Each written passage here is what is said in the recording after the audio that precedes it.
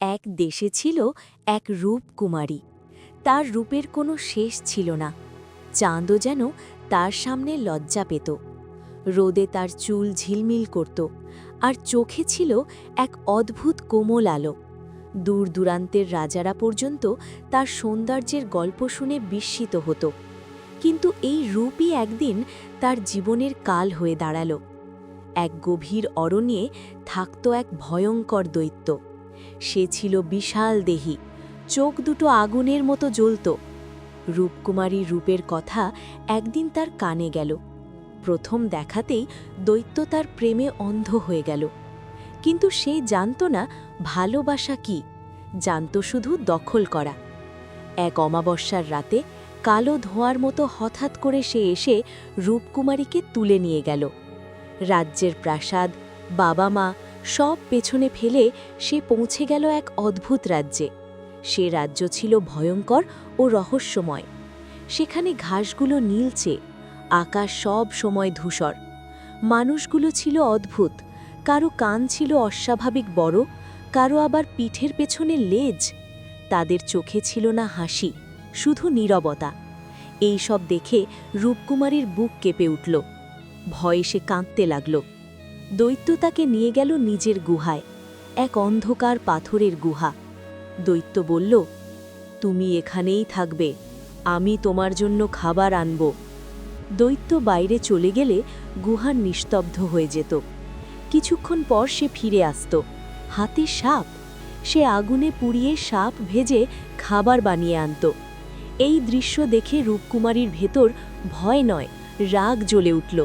সে চিৎকার করে বলল, এটা ভালোবাসা নয়, তুমি আমাকে বন্দী করেছ। সে কাঁদতে কাঁদতে নিজের রাজ্যের কথা ভাবত। মায়ের মুখ, বাবার স্নেহ, প্রাসাদের বাগান, স্বাধীন আকাশ। রাতে সে আকাশের দিকে তাকিয়ে ফিসফিস করে বলত, হে বিধাতা, আমাকে মুক্তি দাও। কিন্তু রূপকুমারী জানত, শুধু কান্না নয়, একদিন তাকে সাহসী হতে হবে। কারণ রূপ শুধু সৌন্দর্য নয়, রূপের ভেতর লুকিয়ে থাকে অদম্য শক্তি আর বুদ্ধি। অনেক দিন পর এক রাতে রূপকুমারী লক্ষ্য করল, দৈত্য যতই ভয়ঙ্কর হোক, তার চোখে মাঝে মাঝে এক গভীর কষ্টের ছায়া ভেসে ওঠে। একদিন সাহস করে সে জিজ্ঞেস করল, তোমার রাজ্য এমন অদ্ভুত কেন? মানুষগুলো এমন রূপ নিল কেন? দৈত্য দীর্ঘশ্বাস ফেলল। তার কণ্ঠ প্রথমবারের মতো কঠিন নয়, ভারী ও বিষণ্ণ। সে বলল, এই রাজ্য একসময় সুন্দর ছিল, আমি তখন অভিশপ্ত ছিলাম না। এক জাদুকরী আমাকে বলেছিল, যদি তুমি জোর করে কাউকে নিজের করো, তাহলে শুধু তুমি নও, তোমার রাজ্য, তোমার মানুষ সবাই অভিশপ্ত হবে। আমি বিশ্বাস করিনি। আজ আমি বুঝি, ভালোবাসা দখল নয়। এই কথা শুনে রূপকুমারীর হৃদয় কেঁপে উঠল। সে বুঝল, দৈত্য জন্মগত দানব নয়, ভুলের কারণে সে দানব হয়ে গেছে। সেই রাতেই রূপকুমারী সিদ্ধান্ত নিল, সে শুধু নিজের মুক্তির জন্য নয়, এই অভিশপ্ত রাজ্যকেও মুক্ত করবে। সে দৈত্যকে বলল, যদি তুমি সত্যিই মুক্তি চাও, তাহলে আমাকে বন্দী করে রেখো না, আমাকে বিশ্বাস করো। দৈত্য প্রথমে চুপ করে রইল, তারপর ধীরে ধীরে সে গুহার শিকল খুলে দিল।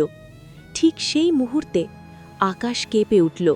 রাজ্যের মানুষগুলোর কান আর লেজ ঝিলমিল করতে লাগল। এক অদৃশ্য কণ্ঠ ভেসে এলো, ভালোবাসা যখন দখল ছেড়ে বিশ্বাস হয়, তখনই অভিশাপ ভাঙে। দৈত্যের শরীর থেকে কালো ধোঁয়া বেরিয়ে গেল। সে ধীরে ধীরে রূপ বদলাতে লাগল। ধোঁয়া মিলিয়ে গেলে দৈত্য আর দৈত্য রইল না। সে হয়ে গেল এক রাজকুমার, চোখে অনুশোচনা, মুখে শান্ত হাসি।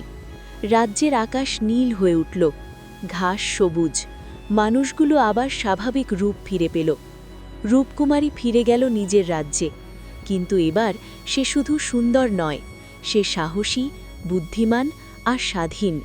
রাজকুমার তার সামনে মাথা নত করে বলল, তুমি আমাকে শুধু মুক্ত করনি, তুমি আমাকে মানুষ বানিয়েছ। রূপকুমারী মুচকি হেসে বলল, ভালোবাসা কখনো বন্দী করে না, ভালোবাসা মুক্তি দেয়। এভাবেই শেষ হল সেই ভয়ঙ্কর রূপকথা, এক সাহসী হৃদয়ের আলোয়।